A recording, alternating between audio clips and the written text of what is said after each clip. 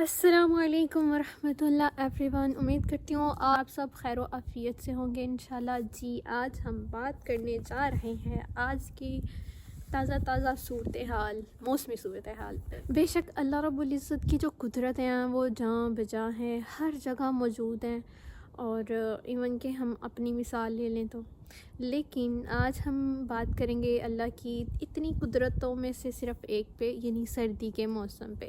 سردیوں کا وجود، سردیوں کے وجود کے پیچھے بھی اللہ رب العزت کی بہت بڑی حکمت ہے، اور ایک پراپر نظام ہے پورا جو چل رہا ہے۔ حضرت ابو ہریرہ رضی اللہ تعالیٰ عنہ فرماتے ہیں کہ نبی صلی اللہ علیہ وآلہ وسلم نے فرمایا، جہنم نے اللہ رب العزت سے درخواست کی کہ اے میرے پروردگار، میرا بعض حصہ بعض کو کھا رہا ہے، لہٰذا مجھے سانس لینے کی اجازت عنایت فرمائے۔ تو اللہ تعالیٰ نے کیا فرمایا جہنم سے کہ جاؤ میں تجھے 2 سانس لینے کی اجازت دیتا ہوں، ایک سانس گرمیوں میں، ٹھیک ہے، اور ایک سانس ہے سردیوں میں۔ تو آپ صلی اللہ علیہ وسلم نے مزید کیا فرمایا کہ یہ جو تم سردیوں میں یہ ٹھنڈک محسوس کرتے ہو، یہ کس کی وجہ سے ہے؟ جہنم کے ٹھنڈا سانس لینے کی وجہ سے۔ اور یہ حدیث صحیح بخاری میں موجود ہے، اور اس کی حدیث کا جو نمبر ہے نا وہ بھی یہاں کہیں میں شو کر دوں گی۔ موسم سرما بے شک خشکی سے بھرپور موسم ہے، لیکن مومن کے لیے یہ بہار کا کام کرتا ہے کہ جس طرح بہار کے موسم میں ہر طرف مختلف رنگ پھیل جاتے ہیں، ہر طرف آنکھوں کو گھیرا کر دینے والی چیزیں ایسے، اور رنگ برنگے پھول پھل بکثرت ہو جاتے ہیں، بالکل ایز اٹ از ایسے ہی اسی طرح موسم سرما میں بکثرت اعمال پر قادر ہونا، حتیٰ کہ اعمال کا اجر بھی بڑھ جانا، اور دیگر فضیلتیں مومن کو وہی مزہ اور وہی فائدہ پہنچاتی ہے جیسا لطف و مزہ انسان بہار کے موسم میں اٹھاتا ہے۔ چنانچہ ابو سعید خدری رضی اللہ تعالیٰ عنہ رسول اللہ صلی اللہ علیہ وسلم کا یہ ارشاد نقل کرتے ہیں، سردی کا موسم مومن کے لیے بہار ہے۔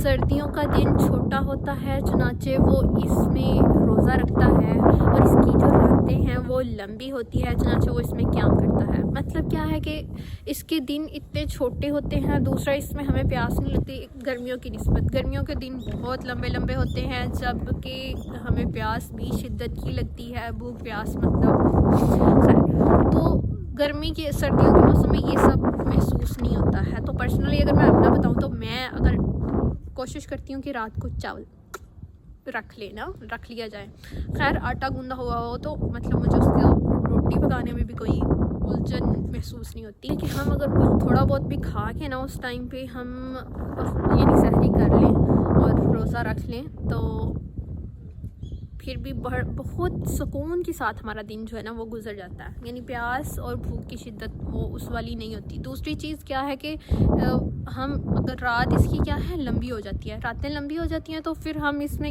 قیام زیادہ کر سکتے ہیں۔ قیام سے قیام، رات قیام کے معنی کھڑے ہونا، مطلب ٹھیک ہے، تو قائم ہونا اور کھڑے ہونے کے معنی میں آتا ہے۔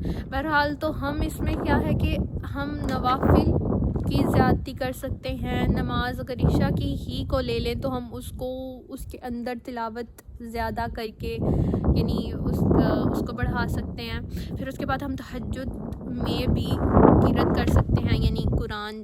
خیر یہ تو حافظات کے لیے تو آئے ہائے کمال کی بات ہے، لیکن یعنی جنہوں نے تھوڑا بہت کیا ہوا ہے خیر وہ بھی اس کے ذریعے بھی لمبا کر سکتے ہیں۔ اگر 10-20 صورتیں یاد ہیں تو ٹھیک ہے، یعنی 2-2 3-3 ایک رکعت میں پڑھ لیں، اور ساتھ رکوع اور سجود لمبے کر لیں۔ مطلب ان کے لیے کیا ہے کہ وہ اپنے رکوعوں اور سجدوں کو لمبا کر لیں، اور رکوع اور سجدہ ہمیں لگتا ہے کہ ہم نا صرف 3 دفعہ تسبیحات سبحان ربی العظیم، سبحان ربی الاعلیٰ کی جو تسبیحات 3 دفعہ نہیں، طاق اعداد میں ہے، حدیث میں آتا طاق اعداد میں آپ اس کو جتنا بھی پڑھ سکتے ہیں، ٹھیک ہے۔ 3 سے شروع ہو کے ہم 5 7 9 11 یعنی 2 ایڈ کرتے جاؤ یہ والی، تو طاق عدد میں ہم اس کو اپنی اکارڈنگ جتنا مرضی پڑھ سکتے ہیں، ٹھیک ہے۔ تو پھر ہم یہ رکھیں کہ رکوع لمبا کریں اور ساتھ میں سجود لمبے کر لیں، ٹھیک۔ تو اس سے بھی ہم کیا ہے کہ اس کا فائدہ اٹھا سکتے ہیں. اور مزید مزے کی جو بات ہے نا وہ یہ ہے کہ ہم سردی کے موسم میں ہمارے جو روزے قضا ہوتے ہیں رمضان میں، کسی کا سفر کی وجہ سے، کسی کے کسی شرعی عذر کی وجہ سے قضا ہو جاتے ہیں، مطلب کوئی بیمار ہو گیا وغیرہ وغیرہ، تو کیا ہے کہ وہ اس موسم میں سکون کے ساتھ Sukoon.com کے ساتھ روزے رکھ سکتا ہے، اپنی قضائیں پوری کر سکتا ہے. اور خواتین کے لیے تو یہ بہت بڑی ایک چیز ہے. یعنی کچھ خواتین ہوتی ہیں پریگنینسی میں، ان کی وہ روزے قضا ہو جاتے ہیں، کچھ کے مطلب آفٹر بیبی کی پیدائش کے، تو وغیرہ وغیرہ. کچھ کہیں گی ہم تو رکھ لیتی ہیں جی، ہم تو رمضان گزرنے کے بعد ہی رکھ لیتی ہیں. تو خیر، ہر ایک کی روٹین الگ ہے، ہر ایک کے ڈیز الگ ہوتے ہیں، ٹھیک ہے. کچھ کے بہت کم دن گزرتے ہیں، مطلب روزے قضا ہوتے ہیں. کچھ کے ہوتے ہیں جو واقعی میں زیادہ چھوٹ جاتے ہیں، زیادہ کوانٹٹی میں. اور کچھ ایسی ہوتی ہیں وہ اتنی بیچاری کمزور ہوتی ہیں کہ بمشکل رمضان کی روزے پوری کر پاتی ہیں اور فوراً اس کے بعد وہ نہیں رکھ پاتی. تو ٹھیک ہے، ان کے لیے مطلب رخصت ہے، اس میں سکون سے وہ روزے رکھ لیں اپنے. بہرحال ہمارے لیے رسول اللہ صلی اللہ علیہ وسلم نے کیا بتایا کہ یہ سردی کا موسم ہمارے لیے بہار ہے.